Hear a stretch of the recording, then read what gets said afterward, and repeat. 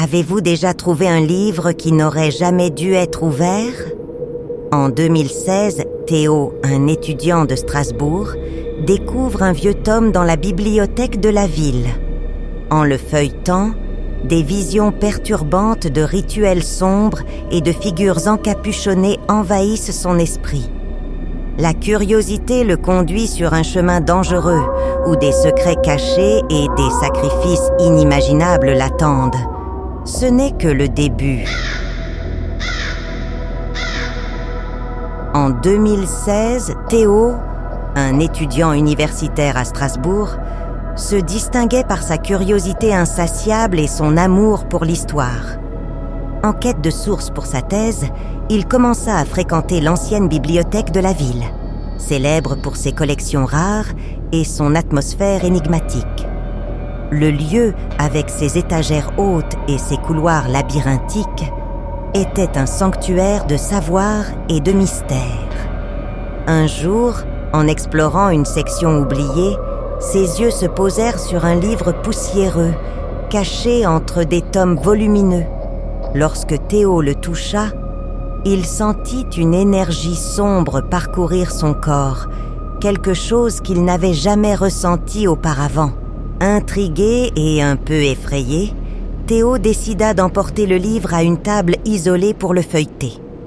Les pages, jaunies par le temps, étaient remplies de symboles étranges et de dessins perturbants de rituels macabres et de figures encapuchonnées. Chaque mot semblait chuchoter des secrets anciens et dangereux, et chaque image apportait une sensation de malaise. Pourtant, la curiosité de Théo le domina, et il décida de ramener le livre chez lui, sans imaginer les conséquences de son choix. Les nuits suivantes, Théo commença à faire des cauchemars vifs et effrayants. Il se voyait dans des tunnels souterrains, assistant à des rituels grotesques réalisés par des figures encapuchonnées. Il se réveillait en sueur, le cœur battant. Les images si réelles qu'il était difficile de distinguer le rêve de la réalité. Pendant la journée, sa paranoïa grandissait et il commença à remarquer des changements dans sa propre maison. Des ombres bougeaient sur les murs, des chuchotements résonnaient dans les couloirs et des objets semblaient changer de place seuls. Lucas, son camarade de classe et ami fidèle, remarqua rapidement le changement chez Théo. « Ça va, mec? On dirait que tu n'as pas dormi depuis des jours, » commenta Lucas, inquiet. Théo hésita, mais finit par parler du livre et des cauchemars. « C'est de la folie, Théo. »« Ça doit être juste du stress, » dit Lucas, essayant d'être rationnel, mais une ombre de préoccupation passa sur son visage. Malgré son scepticisme initial, il décida de rester aux côtés de son ami, prêt à l'aider à percer le mystère. Se sentant de plus en plus perdu, Théo retourna à la bibliothèque en quête de réponses. Là, il rencontra Marie, une bibliothécaire avec un air mystérieux et une connaissance approfondie de l'occulte. « Je sais pour le livre que tu as trouvé, » dit Marie, ses yeux brillants d'un mélange de peur et de curiosité. Elle révéla que le livre était connu pour contenir les secrets d'un ancien culte qui pourrait encore être actif dans la ville. « Nous devons déchiffrer les messages avant qu'il ne soit trop tard, » alerta-t-elle. Marie, avec ses connaissances occultes, devint une alliée vitale pour Théo. Elle expliqua que les symboles dans le livre faisaient partie d'un code complexe, utilisé par le culte pour cacher ses activités. Théo, avec l'aide de Marie et Lucas, commença à déchiffrer les messages cachés dans les pages. Cependant, chaque découverte semblait attirer plus de danger. Des figures encapuchonnées commencèrent à suivre Théo, et il sentait que l'ombre du culte se rapprochait de plus en plus. Lors d'une de leurs sessions d'études à la bibliothèque, Marie trouva une référence à un réseau de tunnels souterrains sous Strasbourg, utilisé par le culte pour ses rituels. Nous devons explorer ces tunnels. Cela pourrait être notre seule chance de comprendre ce qui se passe, dit Marie, sa voix pleine de détermination. Théo et Lucas acceptèrent, malgré la peur qu'ils ressentaient. L'exploration des tunnels révéla un monde sombre et sinistre, avec des inscriptions anciennes sur les murs et des autels profanes utilisés pour des rituels. La descente dans les tunnels fut un test de courage.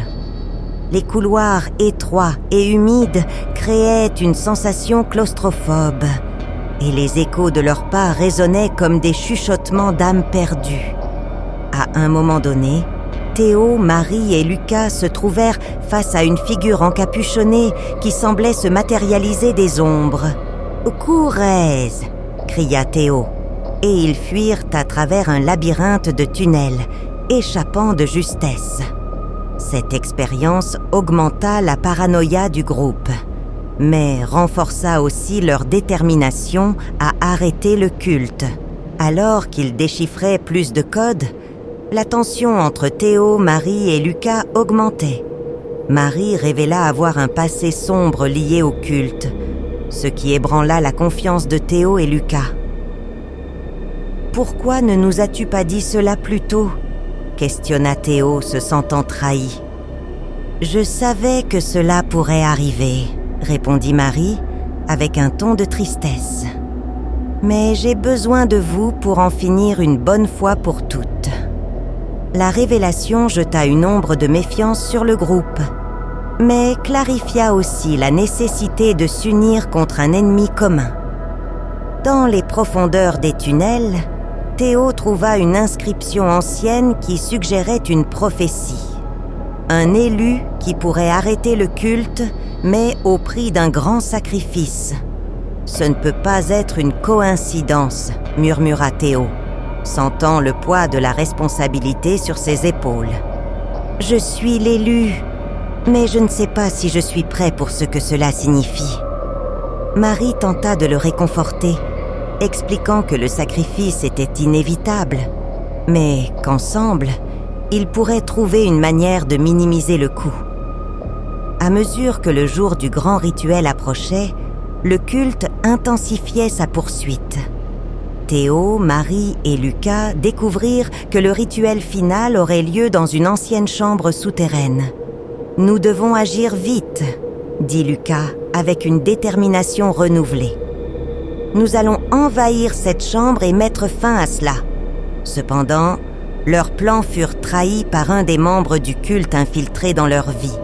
Théo fut capturé et Marie et Lucas devaient le sauver avant qu'il ne soit trop tard. Le sauvetage fut une opération désespérée. Marie et Lucas affrontèrent de nombreux obstacles et dangers, mais parvinrent à libérer Théo. « Nous n'allons pas abandonner maintenant », dit Marie, tandis qu'ils couraient à travers les tunnels en direction de la chambre où le rituel était sur le point de commencer. Chaque pas était une lutte contre le temps, et Théo sentait que les visions qu'il avait eues étaient des prémonitions, chaque détail se déroulant exactement comme il l'avait vu. Au sommet du rituel, Théo comprit qu'il devait se sacrifier pour interrompre le culte. « C'est la seule façon, dit-il, avec une résolution sombre. » Cependant, Marie révéla une dernière pièce du puzzle. Le sacrifice ne devait pas être lui, mais quelque chose de plus précieux pour lui. Théo regarda Lucas, sentant le poids du choix qu'il devait faire. « Ne fais pas ça, » implora Lucas, mais Théo savait qu'il n'y avait pas d'autre option. À l'instant final, Théo décida de sacrifier son amitié avec Lucas, détruisant la confiance et le lien qu'ils avaient. « Désolé, mon ami, » murmura Théo, en réalisant l'acte qui interromprait le rituel. Le choc et la douleur sur le visage de Lucas étaient évidents, et le culte fut interrompu, mais à un coût terrible. Théo, maintenant seul et hanté par ce qu'il avait fait, découvrit que le culte n'avait pas été complètement détruit. La prophétie s'était accomplie, mais d'une manière qui laissait tout le monde dévasté. L'histoire se termina avec Théo errant dans les rues de Strasbourg, sachant que, malgré les sacrifices, le mal n'avait pas été complètement éradiqué. Sa vie ne serait plus jamais la même, et l'ombre du culte planait toujours sur la ville. Théo savait que la bataille était loin d'être terminée, et qu'il devait trouver une manière de vaincre définitivement le mal qui menaçait non seulement sa vie, mais l'essence même de Strasbourg. J'espère que vous avez apprécié cette histoire effrayante. Si c'est le cas, abonnez-vous à la chaîne L'Antre de la Peur pour ne manquer aucun conte d'horreur. Nous avons de nouvelles vidéos tous les jours, alors cliquez sur le bouton d'inscription et activez les notifications pour être les premiers à les regarder. Et si vous voulez encore plus de frissons dès maintenant, ne manquez pas notre dernière vidéo.